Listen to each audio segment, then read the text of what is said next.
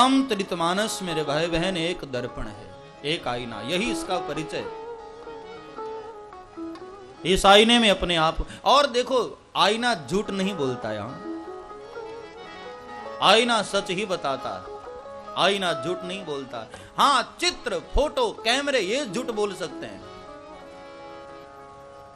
Photo में तो आप कितने अच्छे अच्छे भी दिख सकते हो, आप चाहो तो बहुत सुंदर, काला भी गोरा दिखाई देता है। बाल सफेद हैं तो उसमें कलर वलर भर के काले हो सकते हो, लेकिन आईना झूठ नहीं बोलता है। जैसे हो आईना वैसा ही दिखाया। हाँ,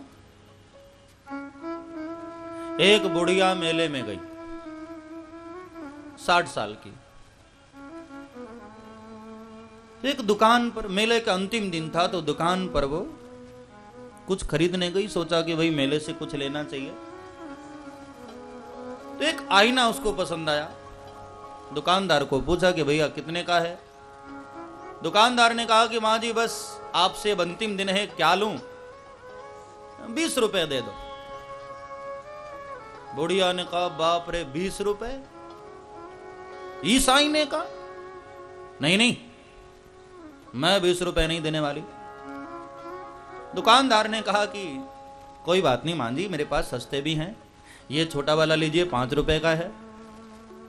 बुढ़िया ने उठाया, देखा 5 रुपए इस दर्पण का? मुझे पागल समझे हो? क्या है इसमें 5 रुपए जैसा? दुकानदार ने कहा कोई बात नहीं मां जी, ये एक दूसरा ले लीजिए, ये 2 रुपए का ही है। बूढ़े ने कहा लेकिन 2 रुपए भी तो हद हो रही है ना। अरे मैं आज कोई पहली बार मेले में नहीं आई हूं, हाँ 40 साल से आ रही हूं। उसने कहा कोई बात नहीं मां जी, 1 रुपए दे दो आप, चलो जो आपकी इच्छा वही दे दो। लेकिन बूढ़ी मां ने कहा 1 रुपए? 1 रुपए भी बहुत होते हैं, और क्या है इसमें 1 रुपए जैसे? बढ़िया चेहरा भी तो नहीं दिखाई देता। हाँ, ये सफेद बाल दिखाई दे रहे हैं, ये चेहरे पर झुर्रियां दिखाई दे रही हैं, क्या है इसमें? उसने कहा कि मां जी अब जैसी हो वैसे ही तो दिखाई दोगी ना। हाँ, बुढ़िया ने कहा कि 40 साल पहले जब मैं आईना लिया करती थी तो क्या चेहरा दिखाई देता था, बाल भी काले होते थे, हाँ इतना अच्छा चेहरा होता था। उस दुकानदार ने कहा मेरी माता जा, तू 100 रुपए का भी दर्पण खरीदेगी ना तो ऐसा दर्पण अब दिखाई देने वाला नहीं है तुझे कि तुझे बूढ़ी को जवान करके जो दिखाए। तू जैसी है वैसी ही दिखाई देगी। आईना झूठ नहीं बोलता है, दर्पण झूठ नहीं बोलता। आप जैसे हो आईना आपको वैसा दिखाई देगा। रामचरितमानस को पढ़ो मेरे भाई बहन, सुनो समझो। और मैं नहीं कहूंगा, कोई नहीं कहेगा, अपनी गलती आपको स्वयं सुधारनी होगी। क्योंकि भगवान ने गीता में कहा कर्मण्येवाधिकारस्ते मां फलेषु कदाचन, कर्म करने में तुम्हारा अधिकार है। यदि गलतियां तुमने की है तो सुधारने का भी जिम्मेदारी तुम्हारी ही बनती है और तुम ही सुधार पाओगे। हाँ, मैं जानता हूं किसी के कहने से कोई नहीं सुधरता है, किसी के बोलने से, दबाव। इंसान जब भीतर से सोच लेता है कि मुझे अच्छे मार्ग पर चलना है तभी वो चलता है। हाँ, इसलिए आप रामचरितमानस को देखो, पढ़ो, सुनो, और आपको ऐसा लगे कि मेरी दिशा गलत हो रही है तो कृपया मेरी प्रार्थना है सही मार्ग पर आने का प्रयास करना। रामचरितमानस का केवल इतना ही परिचय है। एक परिचय और दिया है संतों ने, रामायण सुर तरु की छाया, रामायण सुर तरु की छाया, रामायण सुर तरु की छाया, रामायण सुर तरु की छाया, दुख भय दूर निकट जो आया,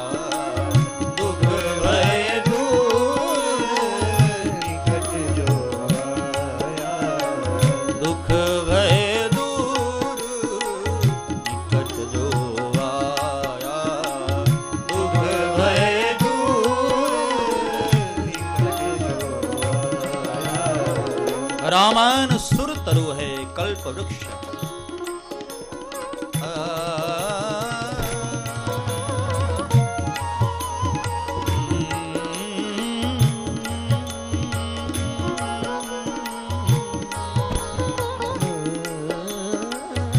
रामायण सुर तरु कल्प वृक्ष। कल्प वृक्ष का मतलब आप समझे ना, वो ऐसा वृक्ष है जो कि स्वर्ग में, उसके नीचे बैठकर हम जो भी सोचते हैं ना वो तुरंत पूर्ण हो जाता है। वही मैं आपको भरोसे के साथ कहता हूं, रामचरितमानस का आधार यदि आप लेते हैं, रामायण का आधार लेते हैं, तो 8 दिनों में आप जो भी सोच कर आएंगे ना वो भगवान जरूर पूर्ण करेगा।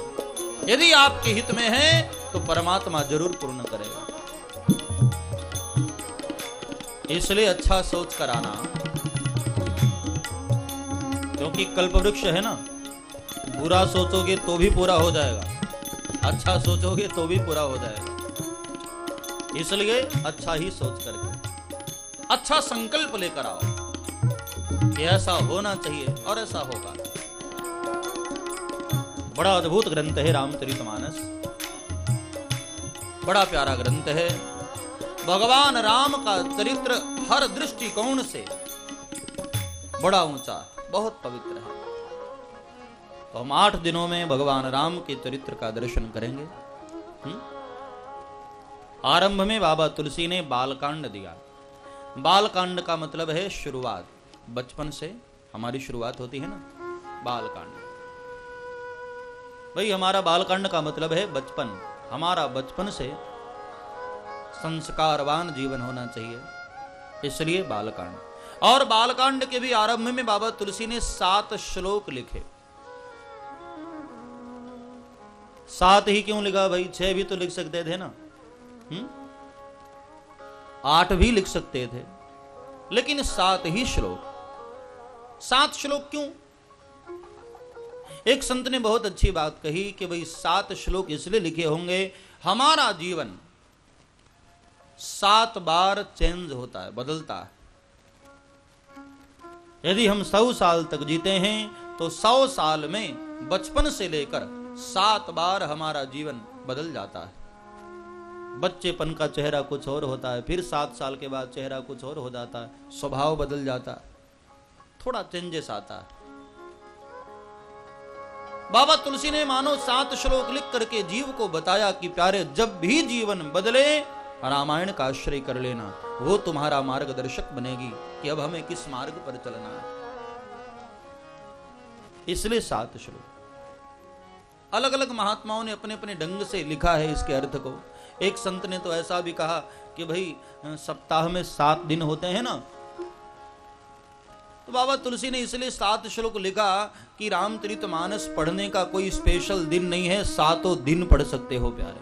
हाँ, सदा सेव्या श्रीमद्भागवती कथा। कई लोग बड़ा विचार करते हैं कि आज शनिवार है तो रामायण पढ़े कि नहीं पढ़े। नहीं, दिनानाम नियमो नास्ति। 7 दिन पढ़ो, पूरे महीने पढ़ो, पूरे साल पढ़ो। अब भोजन के लिए आप ये थोड़ी देखते हो कि आज शनिवार को करें कि नहीं। हाँ, रोज करते हो, दोनों समय करते हो, तो फिर भजन के लिए विचार क्यों? ऊपर वाले की कृपा से जब हमें रोटी मिल रही है प्यारे, तो ऊपर वाले का नाम लेने में क्या जाता है? इसलिए 7 श्लोक। अथवा तो एक संत ने कहा कि नहीं, 7 श्लोक इसलिए भी हो सकता, वो संत संगीतकार थे तो उन्होंने जरा अपने ढंग से अर्थ ले लिया कि 7 श्लोक इसलिए कि संगीत में 7 सुर होते हैं, सा रे ग म प ध नि, 7 सुर होते हैं। पूरा का पूरा जो संगीत है ना, वो इन्हीं 7 सुरों पर आधारित है। तो रामायण का ग्रंथ, ये रामचरितमानस वाला जो ग्रंथ है वो इतना अद्भुत है, किसी भी राग में आप संगीत के इसको गा सकते हो। अब यमन राग में जो प्रारंभिक राग है, जो संगीतकार होंगे उन्हें पता होगा। मंगल भवन मंगल हारी, राग यमन। हाँ, द्रवहु सो दशरथ अधीर बिहारी मंगल भवन अमंगल हारी। यमन राग में गा लो, मालकोश राग में गा लो। हरि व्यापक सर्वत्र समाना। संगीत का ये राग मालकोश है। मम गम ग सनि सधनि सा। हरि व्यापक सर्वत्र समाना। हरि व्यापक सर्वत्र समाना। हरि व्यापक सर्वत्र समाना। हरि व्यापक सर्वत्र समाना। हरि व्यापक सर्वत्र समाना। हरि व्यापक सर्वत्र समाना। तो किसी भी राग में आप गा सकते हो रामचरितमानस को, इसलिए 7 श्लोक से आ रहा।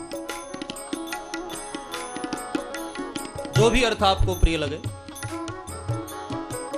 पहला श्लोक बालकांड का, जो रामायण पढ़ते होंगे उन्हें ध्यान होगा।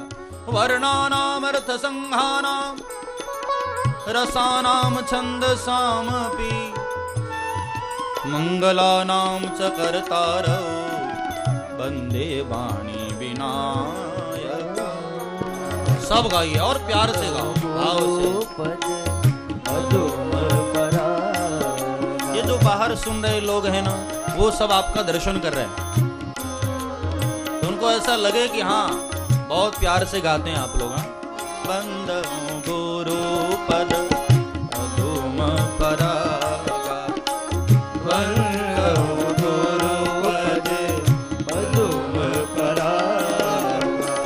सुरुचि सुवास सरस अनुरागा। सुरुचि सुवास सरस अनुरागा। सुरुचि सुवास सरस अनुरागा। सुरुचि सुवास सरस अनुरागा।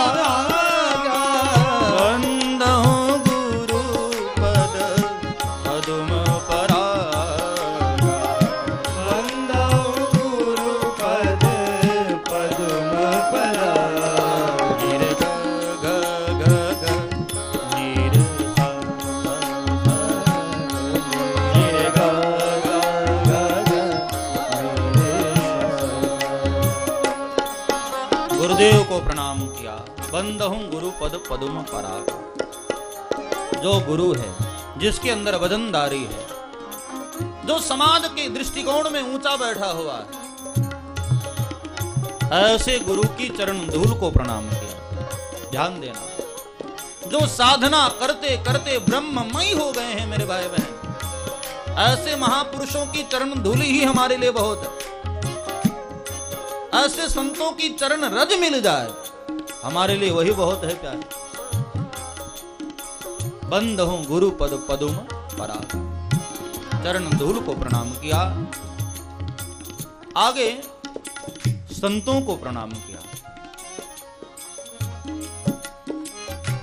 साधु चरित शुभ चरित कपास। ऐसे संतों को प्रणाम किया जो परमार्थी हैं, जिनका जीवन परहितार्थ है। भाई देखो, संत जन जिन्होंने दुनियादारी को छोड़ दिया है, जिसने घर बार छोड़ दिया है, यदि वो समाज में घूम करके आपसे पैसे भी ले रहे हैं तो अपने ऊपर खर्च करने के लिए नहीं, अपने लिए नहीं, समाज के लिए, दुनिया के लिए, दूसरों के लिए।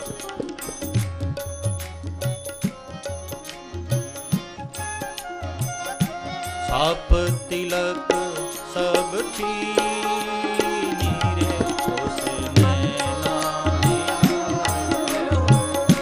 साप तिलक सब छीनी रे उसने नामी। संत लोग सब कुछ छोड़ देते हैं एक ईश्वर के कारण। हाँ, छाप तिलक सब छीनी रे मोसे नैना मिला के। छाप तिलक सब छीनी रे मोसे नैना मिला के।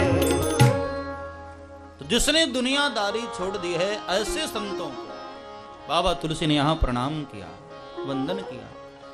भाई जो परमार्थी है, ध्यान देना, साधु का कोई वेश नहीं होता प्यारे। मैं संत की बात करूं ना तो आप ऐसा मत समझना कि मैं किसी पर्टिकुलर वेश की बात कर रहा हूं, नहीं।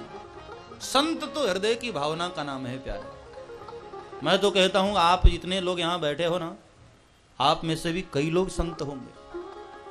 जिसमें 4 चीजें हैं वो संत है। पहली बात, जिसकी वाणी में मिठास हो, शीतलता हो।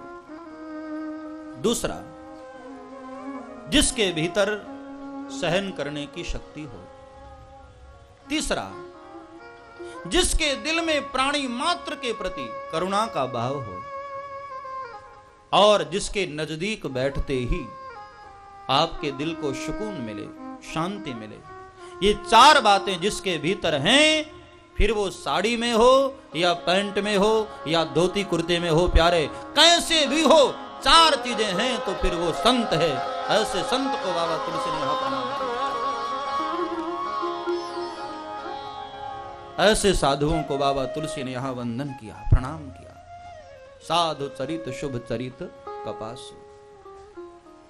संत किसी वेश का नाम नहीं। हाँ, मैं संत की बात करता हूं तो आप लोगों के मन में ऐसा चित्र आता होगा ना कि संत मतलब बड़ी बड़ी दाढ़ी, बड़ी जटाएं, लंबा सा तिलक, हाँ, भगवे कपड़े में या सफेद कपड़े में। नहीं प्यारे, वेश से कोई लेना देना नहीं। हाँ, वो तो फिर रामलीला वाले भी जो साधु होते हैं वो भी कितना सुंदर वेश बनाते हैं।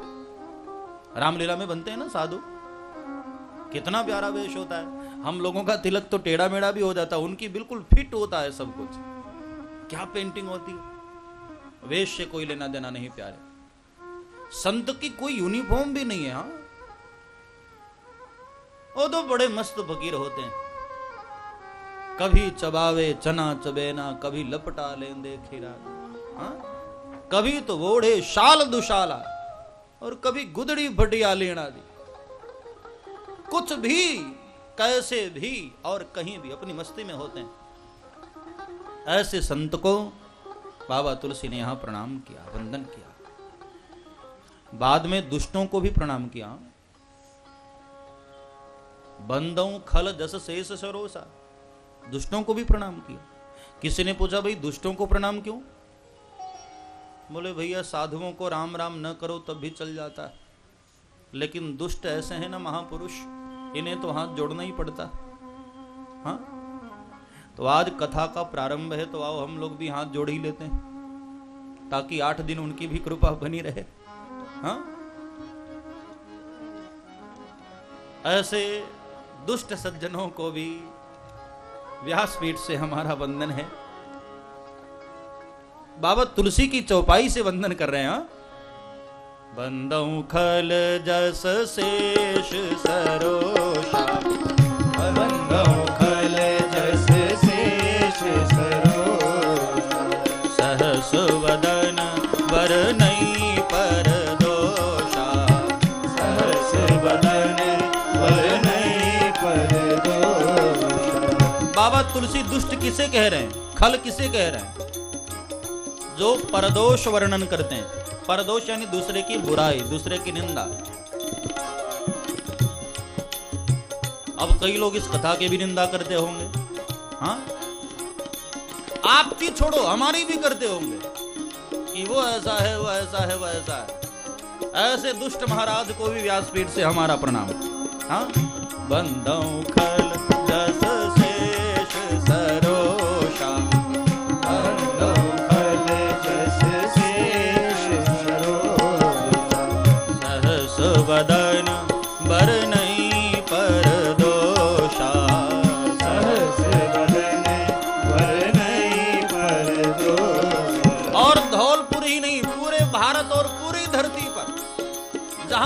हमारी भी बुराई करने वाले लोग हैं, उन्हें भी व्यासपीठ से हमारा प्रणाम, उन्हें भी वंदन है हमारा।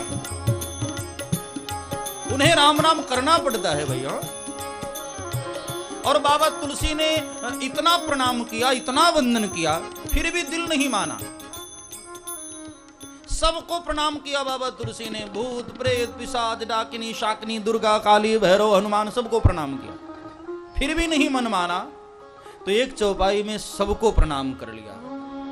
सिया राम मैं सब जग जानी, सिया राम मैं सब जग जानी, सिया राम मैं सब जग जानी, सिया राम मैं सब जग जानी, करहूं प्रणाम जोरी जुग पानी, करहूं प्रणाम जोरी जुग पानी। संसार के सभी माताओं को और भाइयों को भगवान राम और सीता की तरह मानकर सभी को हमारा वंदन, व्यासपीठ से हमारा प्रणाम।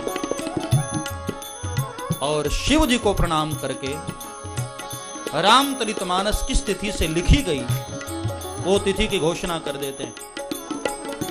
संवत 1631, संवत 1631, करऊं कथा हरिपद धरि शीसा, करो कथा हरिपद धरि शीसा, नवमी भौमवार मधुमासा, अवधपुरी यह चरित प्रकाशा, नवमी भौमवार मधुमासा, अवधपुरी यह चरित प्रकाशा, अवधपुरी यह चरित प्रकाशा, अवधपुरी यह चरित प्रकाशा। अब रामचरितमानस का आरंभ किया है। रामचरितमानस की आरंभ तिथि बाबा तुलसी ने घोषणा की संवत 1631, चैत्र का महीना, शुक्ल पक्ष, नवमी तिथि, मंगलवार के दिन बाबा तुलसी ने रामचरितमानस लिखना आरंभ किया। सन के हिसाब से देखा जाए तो 1574 में रामनवमी वाले दिन बाबा तुलसी ने अयोध्या में राम जन्मोत्सव का दर्शन किया और वहीं से ग्रंथ लिखना शुरू किया। और फिर इसका बहुत प्यारा नाम भी रखा। जैसे बच्चे के जन्म के बाद नाम होता है ना, ऐसे कवियों के ग्रंथ निर्माण के बाद उनका नामकरण होता है। बड़ा प्यारा नाम दिया, रामचरित मानस एहि नाम। रामायण नहीं, क्योंकि रामायण तो बहुत हो गई। एक रामायण सुन ही रहे हो, कथा के बाद जब 1 बजे जाओगे तो दूसरी शुरू करोगे। हाँ, और कहीं घर वाले से खटपट हो गया तो फिर लंका कांड शुरू। कई रामायण हो गई। बाबा तुलसी ने कहा नहीं भाई, ये रामायण नहीं है, तो रामचरित मानस यही नाम। बहुत प्यारा नाम, रामचरित मानस। ऊपर में राम लिखा, नीचे चरित्र लिखा और नीचे मानस। मानस से आप नीचे से पढ़ो यदि, तो पहले मानस, फिर चरित्र और फिर राम। ऐसा लगता है राम तक पहुंचने के लिए बाबा तुलसी ने एक सूत्र दे दिया कि जिसे राम को पाना है ना, उसे 2 सीढ़ी चढ़नी पड़ेगी। 2 कार्य कर लो, राम मिल जाएंगे तुम्हें। पहला मानस। मानस का मतलब होता है मन। अपने मन को निर्मल कर लो प्यारे। मन की तरंग मार लो, बस हो गया भजन। मन की तरंग मार लो,